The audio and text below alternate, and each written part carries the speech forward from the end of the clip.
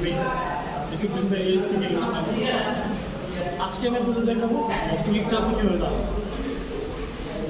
আমরা নর্মাল দাঁড়াই এইভাবে যদি আমি দাঁড়াই, আমি যেহেতু বেসিক্যালি রাইট হ্যান্ডি, এভাবে দাঁড়াবো। আমার পজিশনটা ফার্স্টে আমাদের দুই পা একসাথে করে নিই।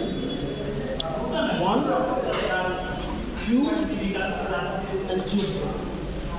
এই আমার পজিশনটা হচ্ছে বক্সিং স্ট্যান্স। তাহলে আমি এটা 45 ডিগ্রি অ্যাঙ্গেল করব। এটা আমার টুটা সামনে দিচ্ছে আর এটার হিল, ঠিক আছে। দেন আমার এলবোটা আমার এখানে সম্পর্কটা প্রোটেক্ট করবে। এই ফিস একদম ক্লোজ হার্ডলি আমার চিনকে এটা প্রোটেক্ট করবে।